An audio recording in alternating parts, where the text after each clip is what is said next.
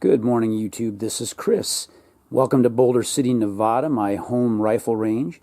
You're looking at an Accuracy Systems Incorporated AR-10 platform with a 6.5 Creedmoor caliber, and I'm going to be talking to you again today about the Primary Arms First Focal Plane Scope. You may have seen my other video regarding the inexpensive zero stop that I've proposed for people that have this scope. Very simple way to get a zero stop, which makes the scope a little more functional, especially for long-range shooting. The reason for this video is that one of the people that viewed my prior video, the zero stop video, by the name of Rain Mechanic, had some very valid questions. And first of all, I want to make a disclaimer. I'm not affiliated with Primary Arms. I'm not affiliated with any company that manufactures or sells any rifle parts. I'm purely a homegrown, love to play around with technology type of person like many of you. I just go out and shoot for fun. So again, just be aware that this is just my opinions. I'm not trying to sell this scope to anybody. But the questions that Rain Mechanic had were valid. I mean, he obviously likes the concept of an inexpensive first focal plane scope, and he likes the concept of a simple zero stop to make it act like more of a high-end scope. But his questions were, is the scope any good? And what I'm going to do today, I'm at my Boulder City, Nevada. I got to be careful. I'm a transplant, but they call it Nevada. I'm about to do a little video here for you folks, and what I've done is I've set up my target down there, and I'll give you a better look at that in a little bit. But basically, that target is basically set up in MOA and MIL.This, and it's basically a turret tracking target. So I'm going to start in the lower left corner, the orange dot, which is going to be 0, on the turret, and then I'm going to go up 5 mil to the next orange one up, and then I'm going to go up 5 mil again to the next orange one up.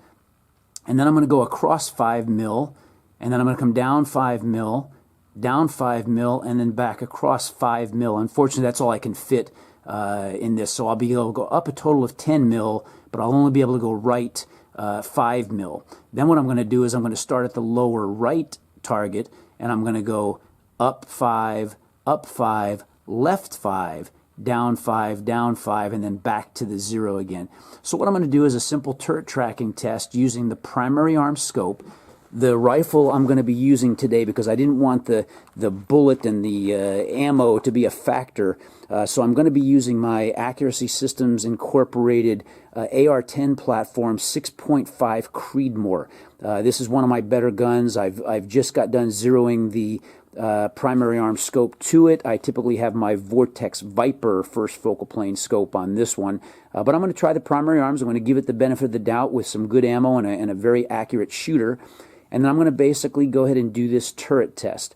And the whole purpose here, as I said, is to basically answer the question from Rain Mechanic: does the tracking of the Primary Arms first focal plane scope live up to the expectations of somebody who wants to be a long-distance shooter?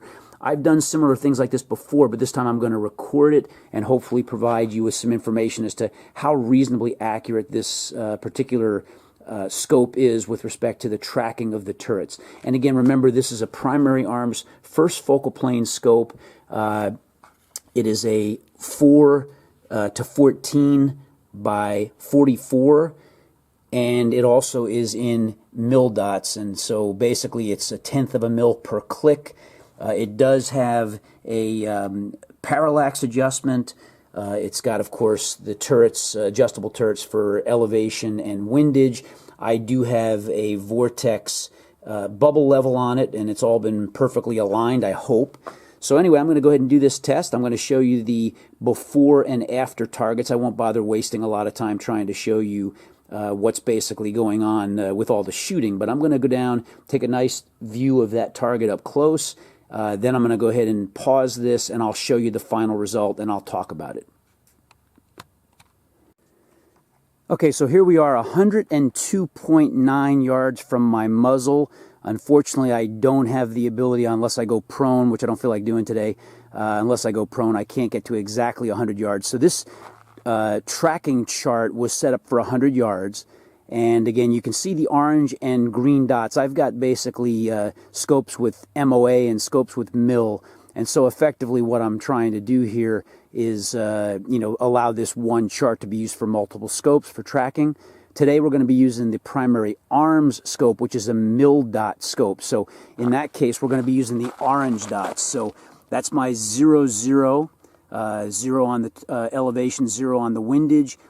I can go up to 5 mil dots to the right.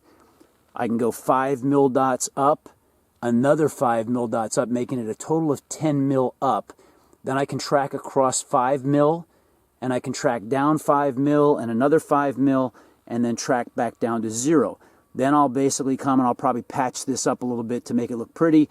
I'll start over here, and this will allow me to track up again, but now left 5 mil, and then back down again and back over. So I'll do 2 rounds with this.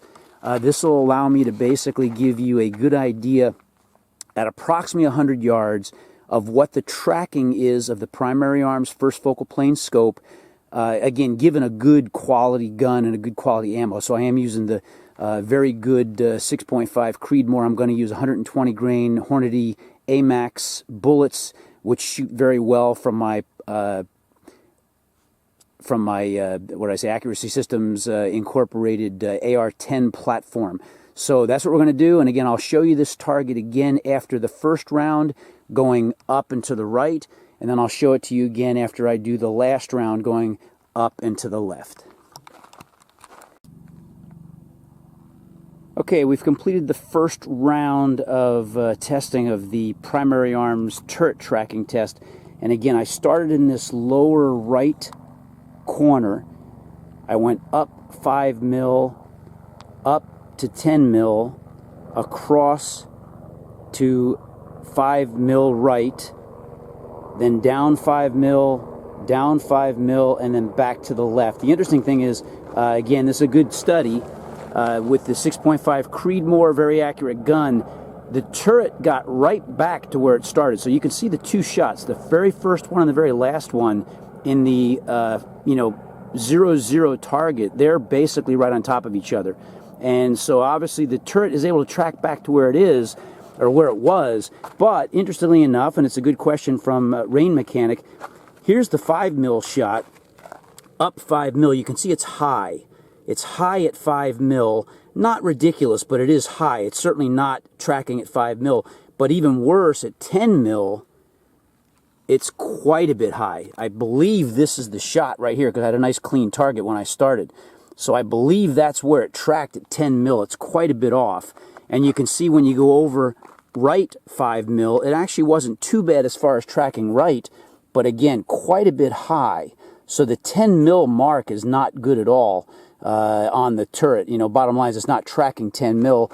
And then I came down to 5 mil, and again, the shot's a little bit off to the right, so it's not tracking perfectly. I don't believe that was anything specifically I did wrong, because when I dropped down another 5 mil, again, same thing, we're tracking slightly high, but that's not actually that high, because I think my shots were a little bit off from my 0, so I was a little high anyway.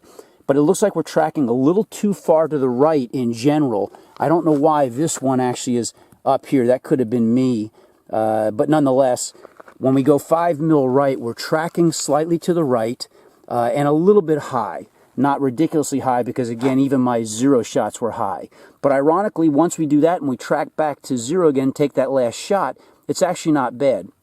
So I'm going to go ahead and patch up these targets so I have some fresh holes or fresh spots to hit, and I'll tape again going left. So this time I'm going to start over here, and I'm going to work my way up and to the left and back down and back across, and we'll see how that looks.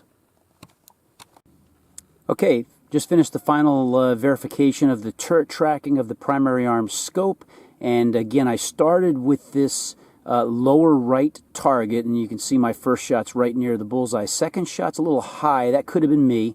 That may not necessarily be the accuracy of the turret. But then I went up 5 mil, and as before, it's slightly high, this time a little bit left. And again, don't know if that's the tracking or if it's me, but nonetheless, it's a little bit high.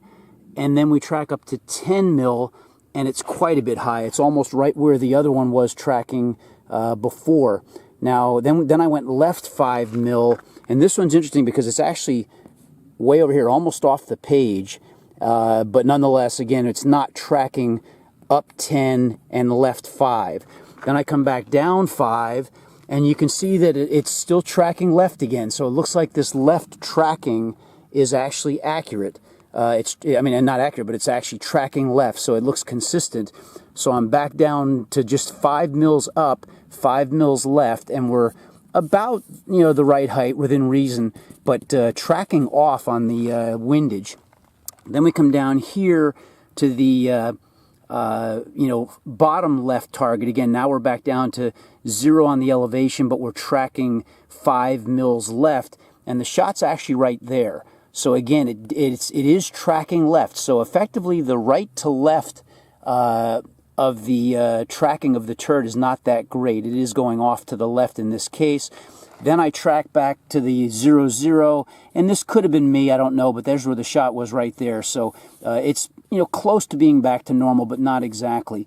So I guess the fundamental here is that Rain Mechanic had a good point, and again, I don't question that. This is only a $229 scope.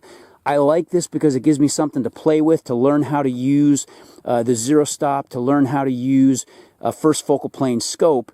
But ultimately, clearly for $229, you're not getting a $1,000 scope. It does not track that well, and I agree with Rain Mechanic. We would not want to use this scope for precision long-distance shooting. It clearly isn't that accurate. I might even send this information to Primary Arms just for their, thoughts, because again, that actually tracks a lot worse than I thought it should, even for a fairly, low-priced scope. You'd think it would be better than that at 5 and 10 mils. But nonetheless, that's what we get, and thanks to Rain Mechanic for his input. I was glad to come out here and take a look at this. Again, I don't use this scope for my competition long-distance shooting. I do have it on several of my shorter distance guns, 500-yard guns. So, and I don't see a problem with it. It does track with my applied ballistics and Kestrel information. Tracks well enough to hit targets anyway, but clearly for precision, you wouldn't want to use this scope, at least not with what we found today.